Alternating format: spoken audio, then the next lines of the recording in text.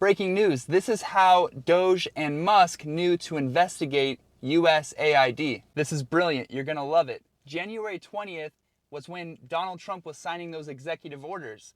One of the executive orders he signed was to pause foreign aid for 90 days. These idiots at USAID tried to circumvent the executive orders, meaning they wanted to just keep paying and funding their bidding regardless of the executive orders. All Doge did was just pay attention to which agencies were violating Donald Trump's executive orders the most. It turned out to be USAID, so that became their main focus. USAID security officials tried to stop Doge from entering the building and accessing their systems. Remember this, my friends, the ones who have the most to hide will fight the most. They're the ones that are very emotional, they're very angry, because soon truth will be revealed, and all of this is very trackable. There will be names, there will be a list. Also remember, this is not a Democrat or a Republican issue. This is a common sense issue.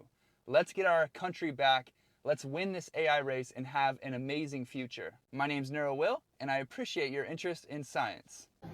Hey everybody, Tim Burchett, just leaving oversight. Byron Donalds. General Perry, say hey to everybody. Hey, what's up, brother? I'll give y'all a cameo. Anyway, we're leaving members of the press. Which way we going, brother? Anyway, just leaving oversight. A little bit of a dust up, I'd call it. The Democrats trying to subpoena Elon Musk, and we voted against it. It just, all they're trying to do is slow the work of Doge down, and currently with it, like, they're pitching a fit about USAID. And dadgum, if I can't go to Colombia and see a taxpayer-funded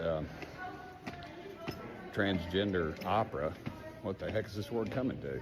Look, you're seeing all the fits being thrown on this stuff, and you should follow the dadgum money, because always they have a family member or a friend, or I'd like to say a wife and or girlfriend that's drawing a check from one of these bogus organizations. You don't spend $60 million eradicating rats. It goes somewhere in somebody's pocket. We just got to start paying better attention. Thank y'all for sitting here. Not a huge fan of Trump.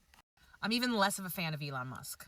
But I have to tell you, what we're learning right now about how these funds that were supposed to be used for like development in these nations we're finding out that they've been funneled to our congressmen.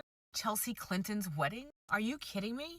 And why does Saudi Arabia need Sesame Street? I don't get it. And that's like the least of it to me. That one, I'm like, okay, maybe we can make sense of that one. But what is going on right now and what is being uncovered, I think, is the exact thing that the Congress has been scared of and why they want to ban TikTok. Because everyone on TikTok has been talking about shit like this. And this is not one party. This is bipartisan. This is the Republicans and the Democrats. They are all misappropriating our taxpayer money. I'm not going to be afraid to come out here and tell you how I feel about that. And I know because I just said that, so many of you are going to unfollow me. That's okay. What they're discovering with these funds in our Congress, I am here for it. Never liked Musk better.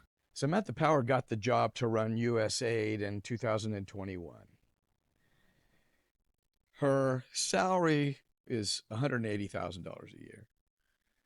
Her net worth, or estimated worth, in 2021 was $6 million, 6-point-something million dollars. 4 years later, today, her worth is $30 million. I really want to know who her financial advisor was to give her a 500% return on that money, or was it something else? I kind of think it was something else. Probably a lot of that came out of my pocket and your pocket. I think we're going to find out. What do you think? I came to fetch my medication here. This is just one of the sexual health clinics that have been shut down since the USAID funding freeze. This one in the heart of Johannesburg has been catering for women with sexually transmitted diseases like HIV, now completely closed. We've seen people try and enter and be turned away. But given South Africa's history with HIV, with the catastrophe that happened in the early 2000s around the epidemic, this is scaring people in this community who think they might not get access to treatment. Are you trying to go to the clinic? Yeah. It's closed. What happened? The USAID funding has been frozen, so they're closing down clinics. Do you have alternatives? I don't know. I'm going to ask next door. Hopefully they'll be able to assist me. If they can't, I don't know. I don't know what to do. Serious. What will I do? There's nothing. We're witnessing the biggest scandal in news media history as we speak. For the first time, Politico has not paid their employees. Like, they didn't get paid yesterday. And if you don't know what or who Politico is, let me enlighten you. They call themselves a global authority at the intersection of politics, policy, and power. They've also tried to dismantle the conservative, Republican, MAGA movement in the past 10 years.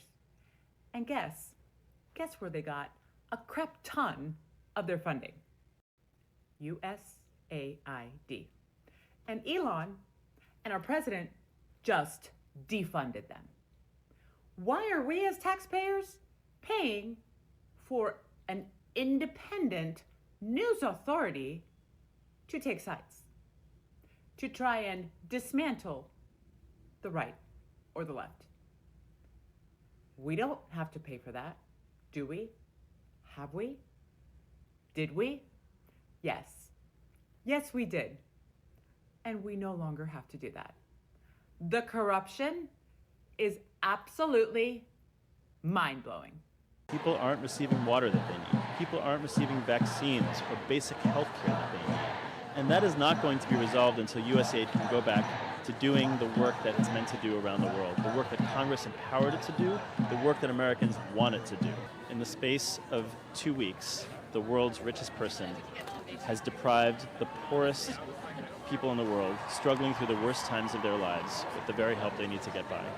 Help that Congress has year after year demanded that the United States government provide. It's not okay. Personally, it was a lot of confusion, and then it was a lot of frustration to see that thousands, an estimated 8,000 people in this field are now unemployed. I'll be okay. I have community, I have resources, I have savings. I think it's really just heartbreaking to know that there are millions of people around the world depending on this. People will not get the services that they need, and as a result, the U.S. is going to be less prosperous, less secure, and less safe. Other people will fill in this vacuum of foreign assistance. People are fanatical about the money being spent efficiently. We have entire offices and research groups who study how much, what the cost effectiveness of each individual thing we do. We can tell you how much it costs to deliver a bed net. You know, it's something like 8 cents, on the dollar or something like that. And there's all sorts of analysis done. And if a project isn't working, we recalibrate. So the money is very much accounted for. The idea that this is sort of corrupt waste being thrown into the ether is just nonsense.